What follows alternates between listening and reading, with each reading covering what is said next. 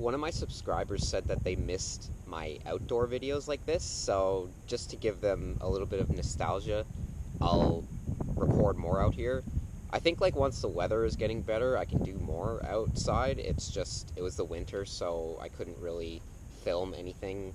I tried to sit on the floor over there, but it was really wet, and I tried this yesterday, but it was too windy, so today's a bit warmer day and better, so I'll just get into it, I guess. So in this video, I just want to talk about the first time that I smoked DMT at my first rave. So, I mean, I should say the first time that I smoked a DMT spliff at my first rave. So these raves were indoor raves, and they were, for some reason, we were allowed to like smoke weed inside. And it's hard to find raves like that now. These were called like Kush parties, or like Kush Point, or like 2.0.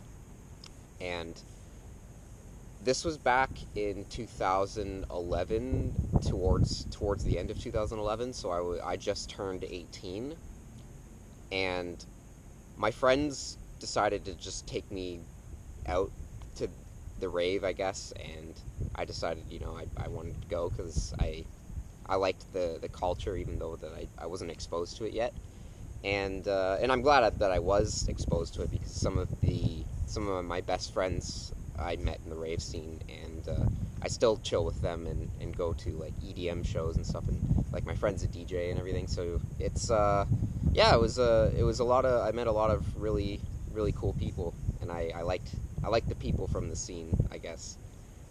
And anyways, so I pretty much get to the rave, and you know, I talk to people and meet a lot of new people that have a lot of crazy, colorful outfits and stuff like that. And I think that that's what I liked a lot about the rave scene, is the type of people and the aesthetic, I think.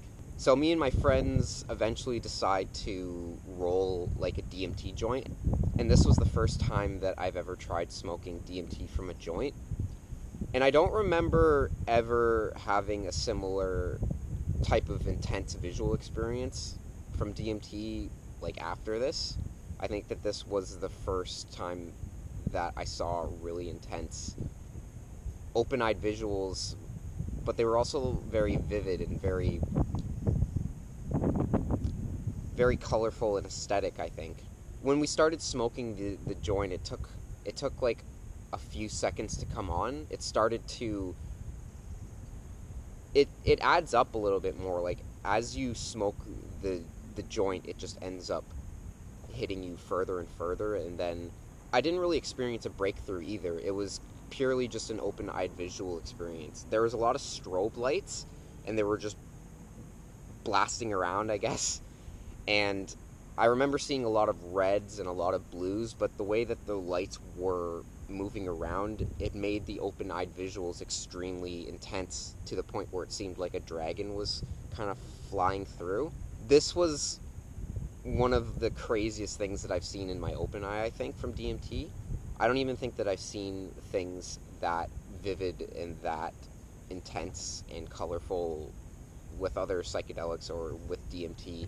And I think mostly it had to do with the set and setting. I think that when you're doing it in an environment that's really stimulating like that, it could really enhance the open-eyed visuals in a way that just doing it in a quiet room doesn't really hold a candle to, I think.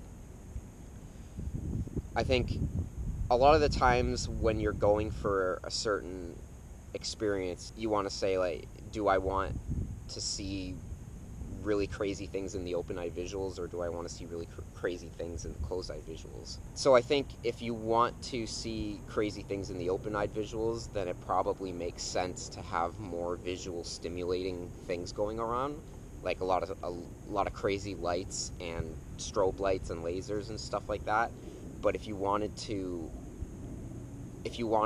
have an internal experience, and that's what I'm usually going for now, is the internal experience, then I would want like a sensory deprivation environment, so I don't have to get distracted by other visual stimulation elements that end up distorting the trip or making it so that it's not purely my own, I guess, mental imagery or content inside my imagination.